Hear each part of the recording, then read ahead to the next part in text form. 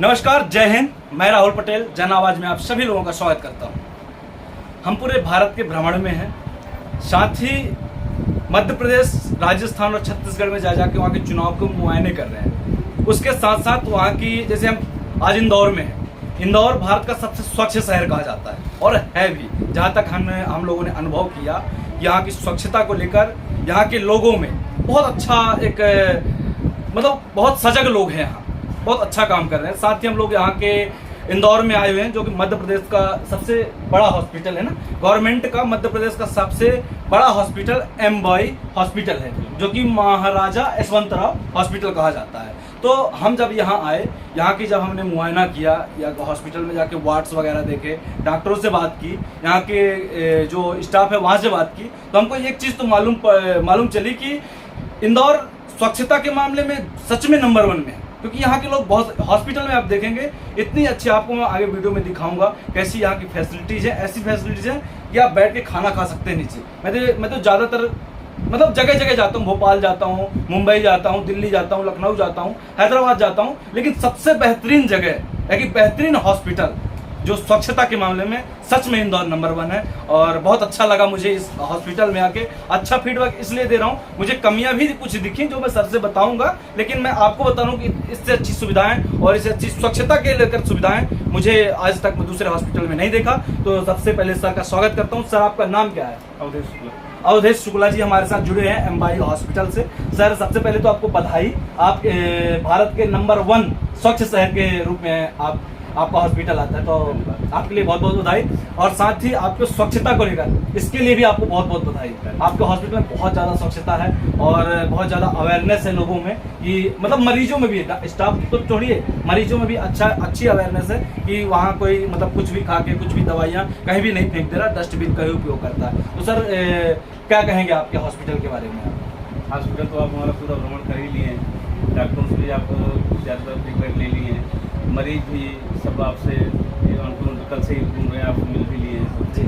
और हमारे हॉस्पिटल में हर एक विभाग में, जैसे सर्जरी हो, मेडिसिन हो, ENT, ऑप्थेल्मोलॉजी, फिजियोथेरेपी, हर एक विभाग में जी सारे डॉक्टर तत्पर रहते हैं। सुबह से मरीजों के इलाज में लगभग 2 बजे तक वहाँ होता है। 2 बजे बाद जो गंभीर मरीज आते हैं उसका इमरजेंसी में इलाज चलता है। वहाँ भी आपने साफ सफाई, डॉक्टर फीडबैक सब देख लिए, सब अपनी ड्यूटी व्यवस्थित रहते हैं। और रही चीज़ जो भी हमारे यहाँ जो चीज़ नहीं उपलब्ध रहता है, कोई जैसे दवाई गोली जो भी XYZ करे जो हॉस्पिटल में उपलब्ध है, हमारे यहाँ संस्थाएँ हैं, सहायता है, सुफलाम है, परपीड़ा है।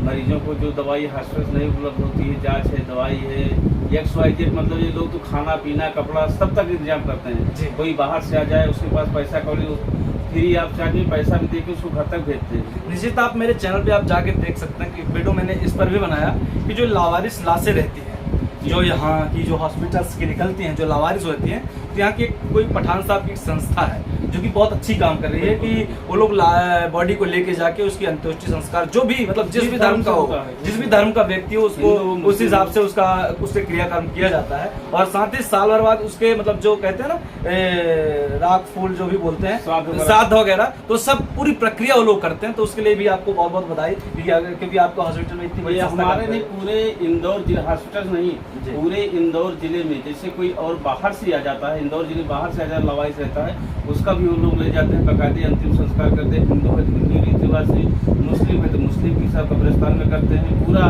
जैसे जिस हिसाब से अपना सनातन धर्म प्रोटोकॉल चला रहा है उस हिसाब से ले जाते हैं लाशें, और भी फ्री आप चाहिए। वो भी ना शासन न प्रशासन से, वो भी अपने कुछ संस्था वाले हैं, उनका डोनेशन चल रहा है, उस हिसाब से मदद करते हैं। कैसे, पहले अपने कब से ये कर रहे हैं आप? ये संस्था 20 साल से काम कर रही है। सर, आप पहले नाम बताइए। मेरा नाम डिम्पल सैनी है जी। तो सुफलाम सेवा न्यास संस्था है जी, ये 20 साल से यहाँ काम कर रही है। यहाँ जल सेवा, भोजन सेवा, दवाइयाँ, महंगी जाँच, महंगे उपकरण, ये सब उपलब्ध कराते हैं निःशुल्क जी। तो सर, इस संस्था का आपके परिवार में किसी सदस्य ने इसको स्टार्ट किया था? ये हम लोगों ने चालू करा था, मित्रों ने मिलकर, 25 मित्र थे, उन्होंने मिलकर चालू करा था। आज इसमें 150 सदस्य हैं। इसमें कोई सरकार से पैसा नहीं आता है और बाहर से पैसा लेने भी नहीं जाते, जो आपस में इकट्ठा होता है उसी से सबकी होती है। मतलब जो अपनी मेहनत से पैसा कमाते हैं उसमें से कुछ हिस्सा बचाकर लोगों की सेवाओं के लिए यहाँ दवाइयाँ क्या क्या सुविधाएं आप दे सकते हैं सर यहाँ फ्री ऑफ कॉस्ट? यहाँ पर सारी जो सुविधाएं अस्पताल में उपलब्ध नहीं है वो सब हम देते हैं, सब आप देते हैं। सब देते हैं। तो कैसे मतलब जो जैसे किसी को एम्बुलेंस की आवश्यकता है घर जाने के लिए उसकी सुविधा देंगे, उसको महंगे इंजेक्शन लग रहे हैं उसके पास 2000 रुपये ही है, 10,000 का इंजेक्शन है तो 8,000 संस्था मिलाएगी। ऐसी जांच में भी करते हैं, ऐसी और भी जो उनकी व्यवस्था रहती है उसमें करते हैं ताकि उसका काम आगे बढ़ता जाए। बहुत अच्छा काम कर रहे हैं सर। आपको निश्चित तौर पर भारत की जनता आपको सराहना करेगी इस काम को लेके आपके। सर आपका क्या नाम है? सुशील कुमार श्रीवास्तव जी। मैं सोपान सेवा संस्थान से जुड़ा हुआ हूँ। अच्छा, आप इसी संस्था से आप जुड़े हुए हैं, कब से काम कर रहे हैं सर आप? मैं पिछले 10 साल से काम कर रहा हूँ। जी। तो आप क्या सेवा देते हैं यहाँ? नहीं संस्था आप मतलब संस्था की तरफ से या जो भी आपको कार्यभार मिला हुआ है उस पर आप काम कर रहे हैं? जनरली मरीजों की देखभाल करना, कोई ऐसा हमारे मरीज आया तो उसकी देखभाल पूरी देखभाल करना, अगर कभी किसी की डेथ हो गई तो उसकी डेथ बॉडी का अंतिम संस्कार अंतिम करना, संस्कार। सभी प्रकार की संस्थाएं सोपान सेवा संस्थाएं सभी प्रकार की क्रियाएं मतलब नक्सल में कहें तो आप जीवन से अंत तक की सब प्रकार की जो भी आवश्यकताएं लगती हैं वो हम लोग प्रोवाइड करते हैं। तो आपको देखा जाए कि एक चीज़ मैंने और सुनी थी सर आपके हॉस्पिटल में कि इन लोगों के माध्यम से मतलब एक एसी आपकी कीमत पता होगी आप सब लोगों को कितनी महंगी एसी आती है और कितनी एसी ये लोगों ने डोनेशन दी? 8। इन्होंने अभी 8 एसी का डोनेशन दिया। तो सर कैसे मतलब इतना अच्छा काम किया आपने वहाँ पे कैसे? नहीं, वो आईसीयू में उन मरीजों को मशीनों को एसी की अत्यंत आवश्यकता है जी अस्पताल प्रशासन उसकी व्यवस्था करने में थोड़ी उनकी असुविधा थी जी। उन्होंने हमसे आवेदन दिया, फिर हमने बात करी, जी। फिर हमने हमारे डोनर इकट्ठे करे जी। और उन्होंने मिलकर यहाँ 8 एसी वहाँ आईसीयू में लगाए हैं जिससे मरीजों की जीवन रक्षा में बहुत सहयोग है।